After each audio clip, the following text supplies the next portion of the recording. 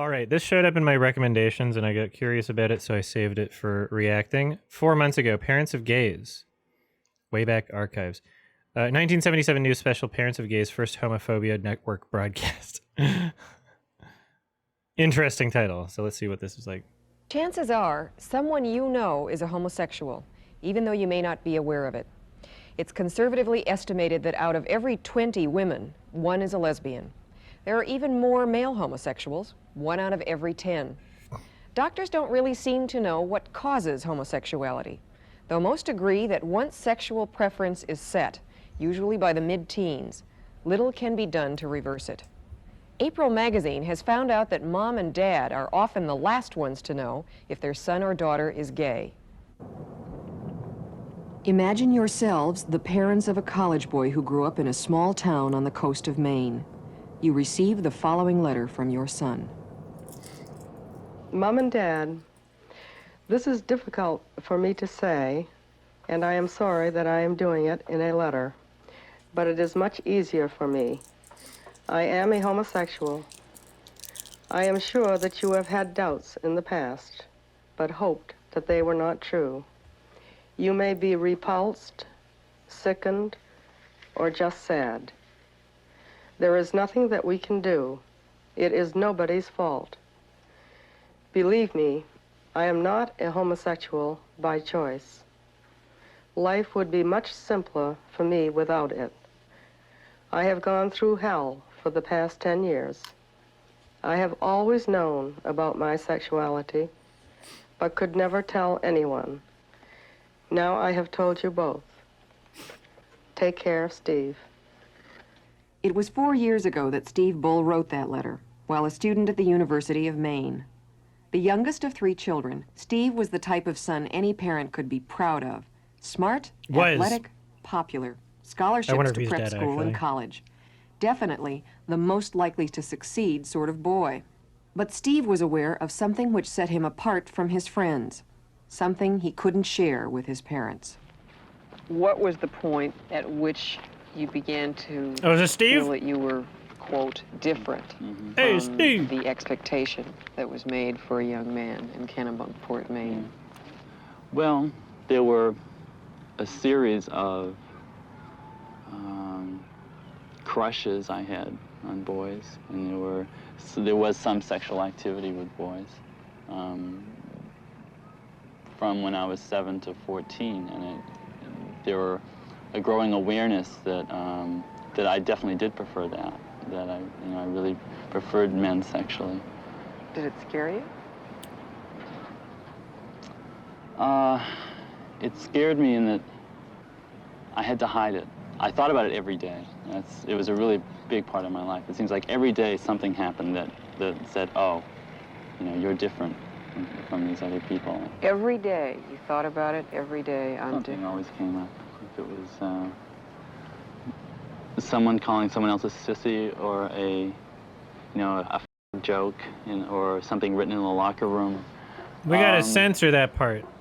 Or unfortunately, because YouTube auto demonetizes that. Just wrestling with boys when it got to a point where I was aware that, oh my goodness, I better stop. Weren't you tempted to talk to your parents about it? No. Not unless he's talking about a cigarette, because YouTube will demonetize it either way, because they're racist against British people and Australians. No, the closet is a very, very safe place, and the door is pretty much nailed most of the time. I mean, I saw my parents saying things. I saw and heard my parents talking about gay people, warning me not to get into cars with strangers, and why, and that homosexuals were older men that were around school in the bushes that, waited for me to come out of the schoolyard and to lure me into the bushes. I mean, I was subject to the same stereotypes. And I wasn't about to say, well, I'm one of them too. Yeah, I mean, you have to, you can't be surprised when your kid, isn't comfortable fucking coming out to you or talking to you and, coming out to you in person. When you, raise them being like, hey, this is bad and disgusting, and watch out for these people. Fuck off. Actually, we were shocked. Floyd Bull is a traveling salesman for a large chemical corporation. After we read the letter and then reread it and discussed it in detail, we sent him a telegram telling him that we loved him. We wanted him to come to Kennebunk and meet us that weekend. And we spent, I think, 3 days, didn't we, Lynn? Yes. 3 days discussing our lives and our background, his background and his childhood, and discuss any facet might have contributed to it. I'm telling you, we covered 22 years in 3 days.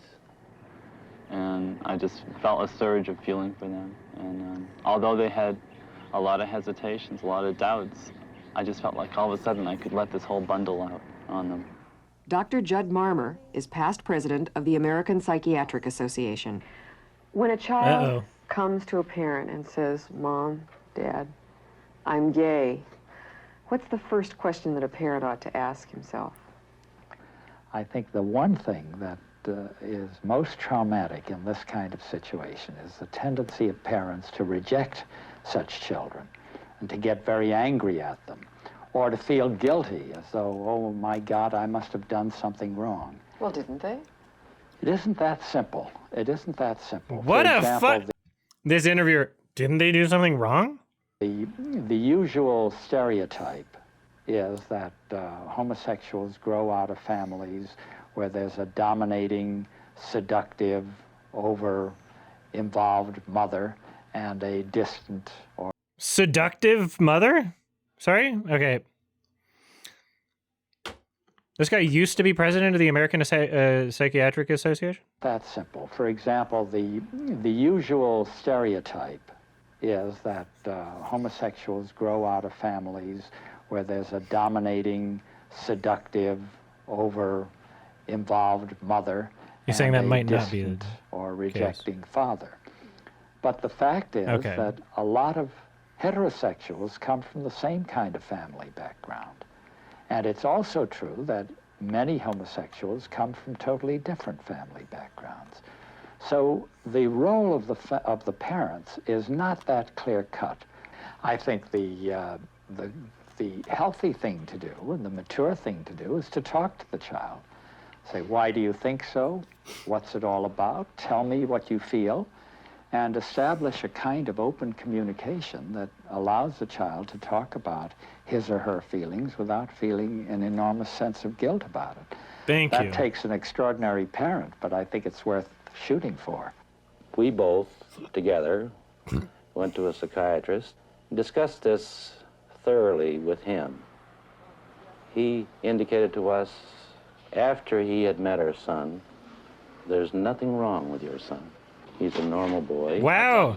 Shocking in the 70s, actually. I was expecting a little window worse. and he said, it's out there.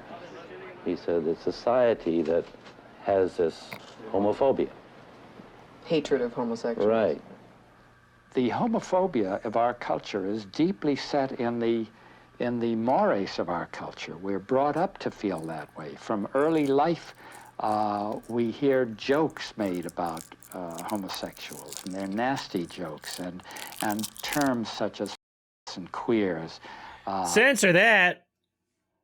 Emphasize that pejorative connotation. At the same time, I think the emergence of the gay liberation movement has probably made it easier for many homosexuals to find a subculture in which they can be comfortable.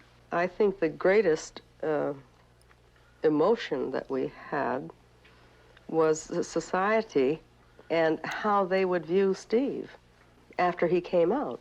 He had been respected by Based ACAC. so many people, and people that he had worked for, and teachers throughout his lifetime, and family. And we didn't want to see that destroyed. Did you lose friends? Well, I found out who my true friends were. People who normally... People stop being friends with you because you have a gay son? were very... I guess, yeah, they were fucking old in the 70s. People born in the fucking 1900s, like literally 1901 or whatever. Like always asking questions about Steve and so on, just seemed to not ask anymore, you see. No, they accepted me, and they spoke to Steve, but there seemed to be no concern after that. There are no more questions now. They don't ask me about Steve. I feel this as a mother. You see, it hurts. Her son continues to be the achiever he's always been, attending a Los Angeles law school which specializes in human rights. Steve shares expenses with 8 friends in a large old home, and he pays his own way by working at a copying service. You know, the greatest concern of a parent is that the child's happiness. You'll never be happy as a lonely homosexual. That's what everybody thinks. Are they wrong? Oh, yes. I'm very happy. Some homosexuals do have psychiatric problems, but the American Psychiatric Association says homosexuality in and of itself is not a mental disorder. I thought it would have in 1977. Often you find children who are not committed, who are just confused, and who would like to be, quote, straightened out if they can. And so such children, with the cooperation of their parents and with their own cooperation, can often be helped.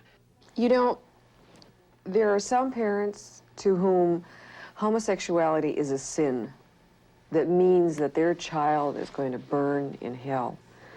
What can a parent like that do?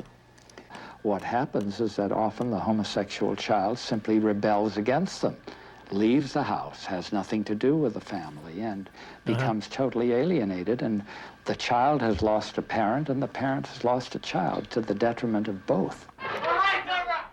How to tell mom and dad may be the most difficult problem the homosexual faces. Steve was lucky. Parents commonly reject their children, sometimes to the point of disowning them. Steve's parents found comfort at Parents of Gays, a group organized to help mothers and fathers cope with their fears and anxieties. They should have called it Fathers of Gays so you could have the acronym correct. And you had to run into that. A recent Fathers av Gays. research has demonstrated that if a homosexual comes out of a loving family Fathers and gays. with good role models, he's much more apt to be a mature and emotionally stable homosexual. Those are the individuals who are more likely never to seek psychiatric help or need it, who live in stable relationships with partners for many years and live very effective and well-adjusted lives. Say you have more than one child in the family, you're going to begin to worry about your other children, wouldn't you? Well, many parents might, but I would reassure them that unless the child has that propensity, it's not going to develop as a result of seeing a homosexual brother or sister. How are we going to determine what's AI? Like, are we going to verify that this program, like, we need, like, credits and people who worked on it, right? Like, this is not giving me AI vibes, but, like, very soon there's going to be people uploading what are, you know, appearing to be archives of things from the 70s that aren't. We need to come up with ways to, like, figure out which ones are. Is there a family anywhere which can breathe a sigh of relief and sit back smugly and say, I don't have to worry about that. There's never going to be a homosexual in my family? I don't think anybody can say that with absolute certainty. If I could hand you a pill and say, here it is, Steve. You can be free from all the trial, all the pain, all the trouble. All of my guts I put into this. I'm not going to give up. I mean, I've struggled. I've put a lot into this. She didn't phrase that very well, because I think she meant to say a pill that would turn you straight. The way he's answering the question, it's like he interpreted that as a pill, a beat pill, self-delete pill. Censor, Olivia. Sorry. Thanks. I'm not going to give it up that easily. I mean, I'm not going to give up that easily. I put my life into this. Seems like he's answering a different question. I feel the pain and I feel the anxieties I've gone through, but I've made it through them, and I'm stronger because of it. when you're challenged. Bad interviewer. When the subject doesn't understand the question you asked. Constantly, you have to look at yourself. You have to be critical. You have to think, what is this that I am? You really search out yourself. I did have a strong basis for coming out because I'd analyzed myself. I thought about what was happening to me every day of my life, and I don't want to throw away that whole long process that I went through, and I came to a conclusion that I'm living with very well and that I really enjoy. And that's me. If you were asked to sum up your parents in one sentence, what would you say about them? They gay as fuck. They care about people a whole lot. They stupid as hell. Sometimes to their own detriment. Why do you jumping think around they do and it? shit? Well, they love me a lot. Weird. That was mildly interesting. Just an interesting archive channel. I'll subscribe to this. Wayback Archives. Oh. Seems like there could be some interesting stuff here. I'm a big fan of archiving. I'm a big fan of media preservation and information preservation. I feel like YouTube should be a library. Like, honestly, I feel like you should be able to find anything on YouTube, including just copyrighted films and everything. I also feel like the amount of sorry,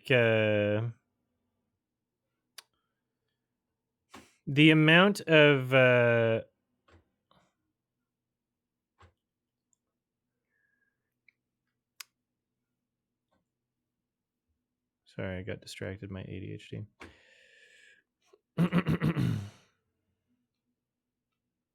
Never mind. I don't remember what I was going to say. All right, something else. Before I read the Patreon credits, I'm going to ask that you like, comment, and subscribe to help us in the algorithm. Anyway, it's January 2026, and here are my $5 and up patrons.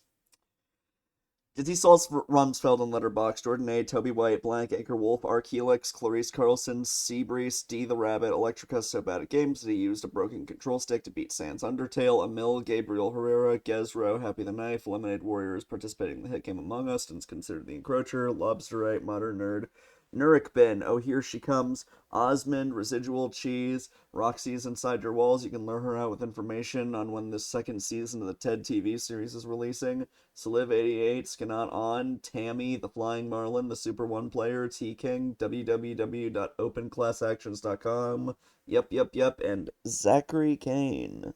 Thank you as usual, and have a happy new year.